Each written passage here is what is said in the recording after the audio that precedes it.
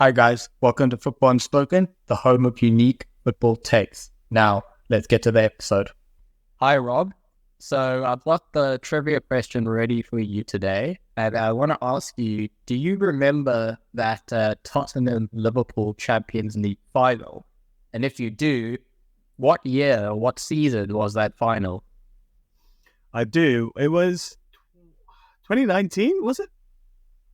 Nice. That's a impressively good memory. It was 2019. So it was 18-19 season, but it was 2019 that the final was actually played. So I'm impressed you got that so off the cuff like that, or so straight away. Moving on to where that segments to my question today is that Tottenham squad under Pochettino in 2019 had a very small squad, as in I'd probably say it was down to around 15 players in the squad in total.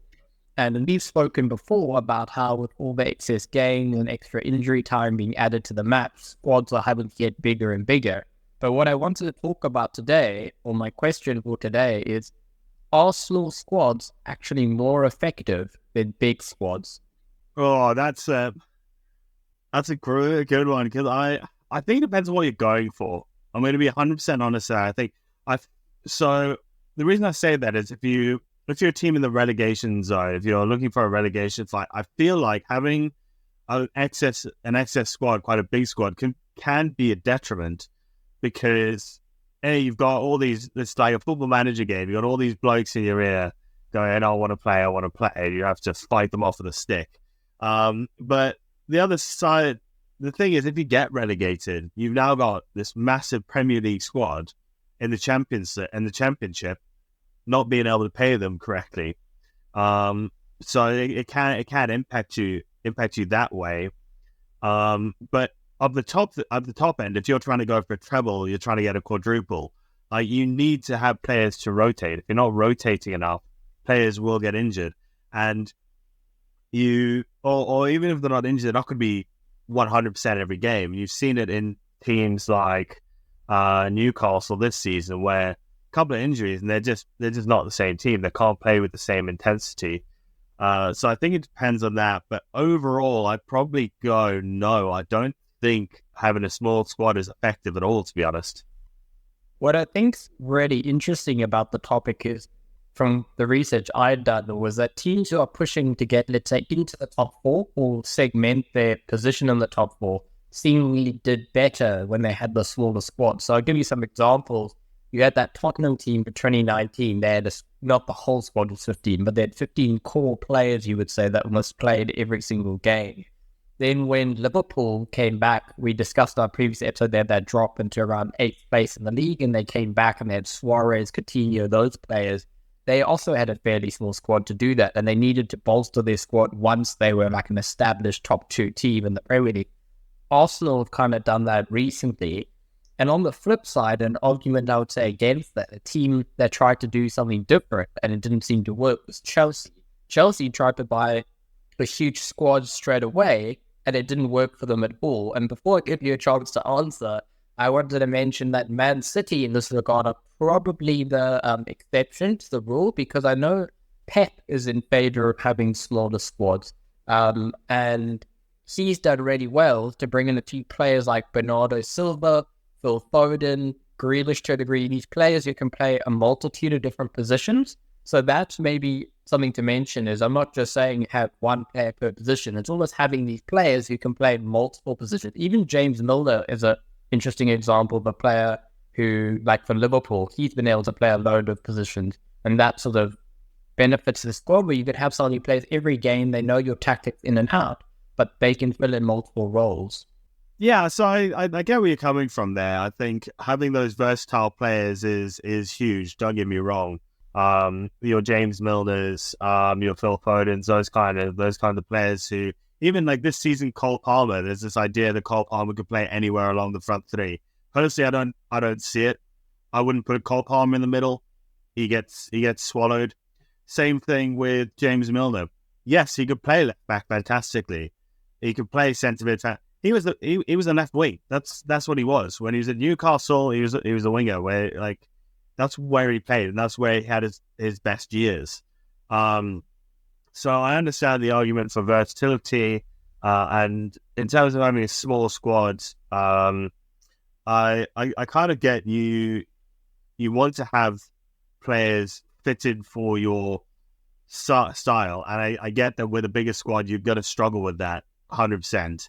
But I just look at it. I'm like, with a smaller squad, you get two big injuries, and you're in so much trouble. And in terms of Chelsea, I think they're a bit of an anomaly because they tried to come in with the American system, where they're going to get a massive squad. Because so, for example, NFL teams, I think they have a squad of 90 people when the season starts, and they have to cut 40 of them. 40 of them have to go, and you can't do that in football.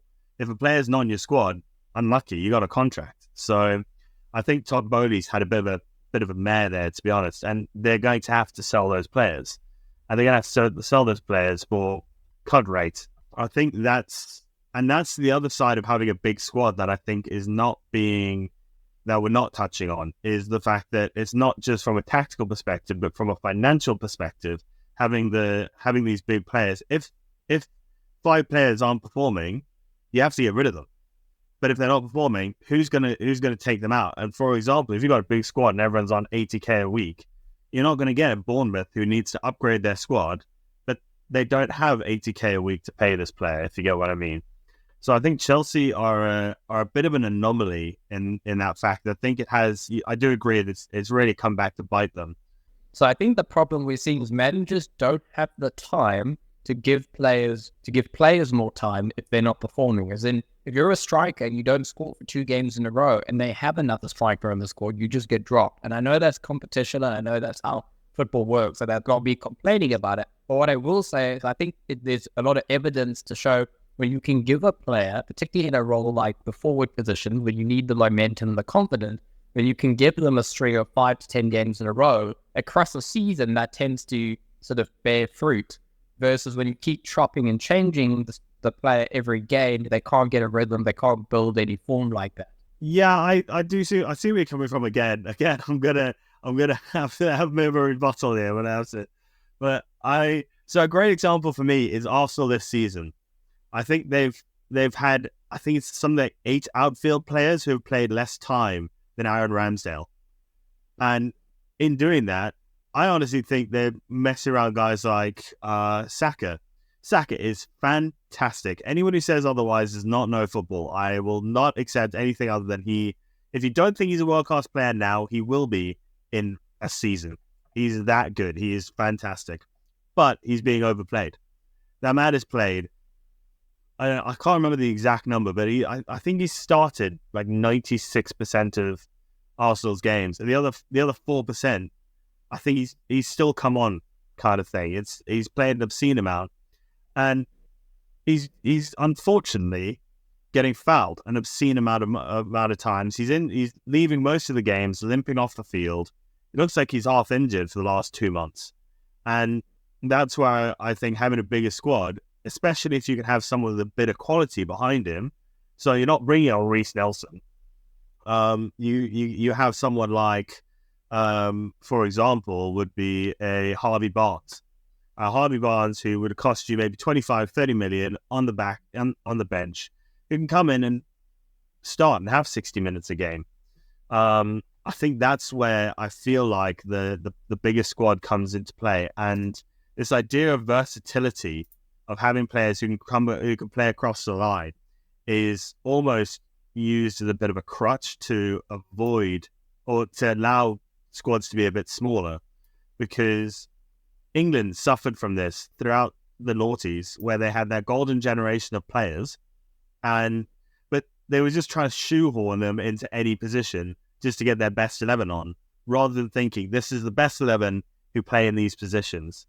And with a smaller squad, you end up, in my opinion, in that position more often than not, where you're just trying to shoehorn your players on rather than getting the best players for the best positions. Yeah, I think the only thing that's naughty in London at the moment is you, because you don't want to agree with my topic. But anyway, I think it's not a good back and forth. We haven't necessarily seen eye to eye on this one, but we're just going to have to agree to disagree. Anyway, guys, thanks for listening to the Football Unspoken podcast this week. Until next time, cheers.